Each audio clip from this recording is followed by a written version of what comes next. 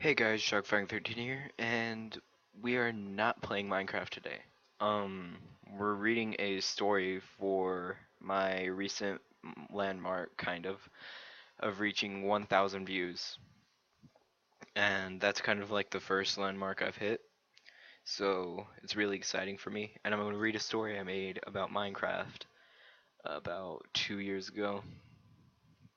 Maybe a year ago, actually. Yeah, about last year. Um, Just so you know, I did not know as much about Minecraft as I do now. So if some things are wrong, I'm sorry. And the characters in the story might be changed up a little bit. But anyways, let's get on with the story. We're losing time. Alright, so the story is called Minecraft: An Unexpected Journey. You have got to be kidding me, Steve thought as he was standing in the green, swampy jungle. How am I supposed to survive alone here, Brian? Steve asked the open air. He shrugged and said, "Well, I guess I should accept his advice and start my shelter." He couldn't worry about a big house right now because there was no time. He just gathered some wood from a tree and even found an apple hanging from the leaves. He quickly made some planks to make a bench. When Herobrine told Steve this, he thought it would be a sitting bench, but when he put the planks together, they seemed different.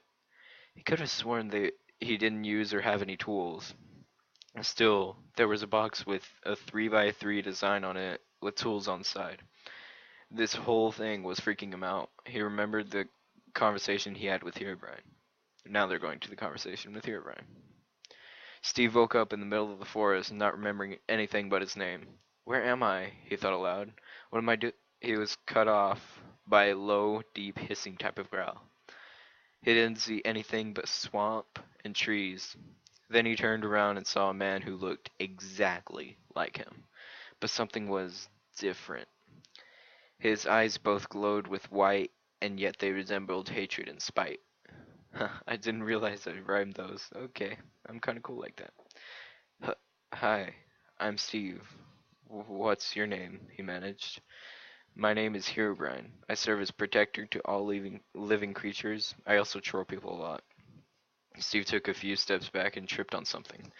He heard a hissing noise, and by instinct, he ran back further until his back was against a wall.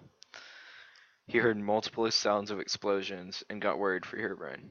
Although he remembered that Herobrine said he trolls people a lot, Steve was a person, wasn't he? He got really mad and looked into the wreckage and saw the remnants of the wiring he tripped on. He took some just in case he might need it in a dangerous situation. He spotted Herobrine yet again behind him. He still had those glowing eyes that pierced through him like a knife between the eyes. Why did you do that? I could have gotten killed, Steve said. I told you I troll people a lot and you didn't expect me to troll you? Herobrine reasoned. Good point, Steve thought to himself. Okay, then can you tell me how I got here? The only thing I remember is waking up from this place and that my name is Steve, Steve said. Well, I don't know how you got here, but once humans pass this line I can sense them, even if they are in a different biome. Herobrine said. A biome is like a habitat. This is a jungle slash swamp biome, and this is where witches spawn. Herobrine pointed at a little torn up house. Okay, last question. How do I survive? Steve pleaded. This is going to take a long time to explain. Herobrine sighed. So here he was trying to find a good cave, but Herobrine said to live in a cave you would need torches, swords, and a pick. So for now he would just dig out uh, a cave slash home with shovel and a pick. By the time he was done crafting, the sun began to fall. I have to hurry, Steve thought to himself. He decided to dig a 5 by 5 by 5 cave for now. He would need space for bed, chests, furnaces, and benches. But he would still have to craft everything he needed. He had enough materials for a furnace, and there was plenty of trees to chop down. Before the bed, Herobrine said he needs 3 wool, and how to get 3 wool is to kill 3 sheep or shear them. But for that, he needed iron, so he did the inevitable. He killed living sheep. He finally went to bed as the monsters started to crawl out of their caves. He trusted Herobrine when he said monsters don't appear in your house, and if you are there, and if your house is lit up. He put wood in the furnace to work as a fireplace. He found a bat and got scared, but remembered that in Herobrine's strange world, bats are peaceful. Steve got into bed and slept in peace. The next morning, Steve got out of bed feeling better, but he needed breakfast. So he got his sword and went outside and killed some cows. He wasn't as conflicted with killing cows as he was with killing sheep. They kept him up all night with their constant moos. He ate a piece of raw beef, but it didn't do much to help his hunger. He needed something better. Steve decided if he cooked the meat, it would fill more of his hunger. But he had no more fuel, and he did not want to waste any more valuable wood. So he went to the side of a mountain near his house where he saw coal last night. He tried to mine it up, but his wooden pickaxes seemed unable to. So he got some stones surrounding the coal and made a stone pickaxe. He went back to the coal and it worked just fine.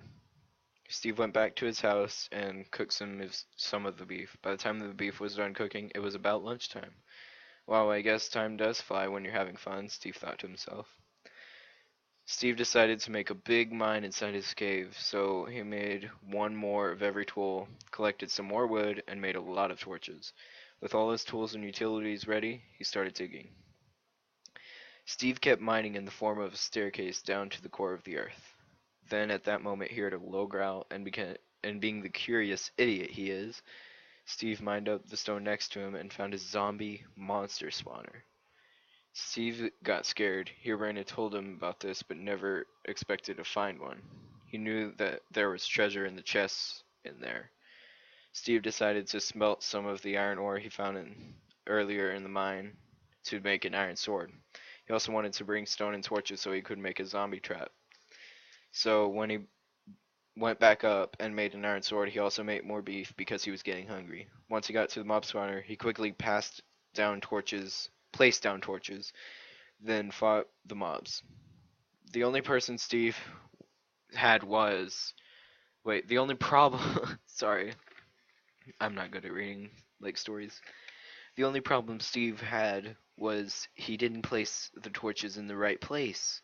The zombies kept spawning and attacking, and soon enough, Steve fainted. Steve thought that this was the end, when suddenly he woke up in his bed. How did I get back here? Steve asked. Herobrine said something about never truly dying, but Steve thought that meant being invulnerable. So he went back and collected his stuff from his body, and as soon as he did, his body disappeared. So he recollected the torches and placed them in the right spots. The zombies quit appearing, and he would worry about the trap later. Sorry.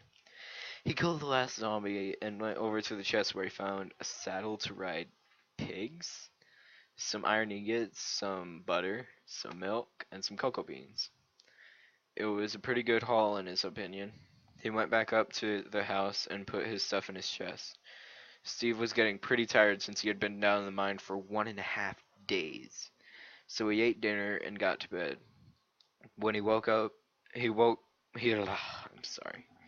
He woke up in the middle of the night when he heard something between a gasp and a gulp. He looked outside and saw nothing but a few skeletons with bows, overgrown spiders, and some zombies.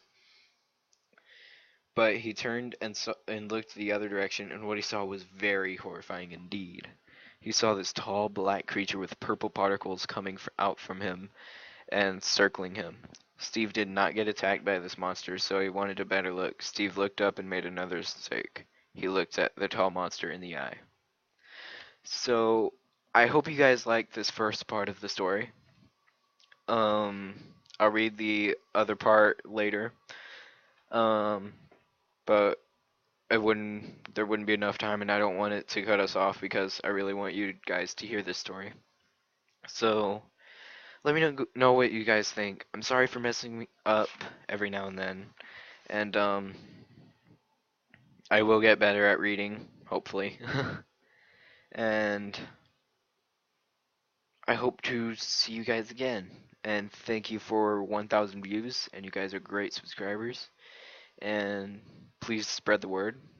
And thanks. So, I hope you like, comment, and join the storm. I'll see you guys later. Take care.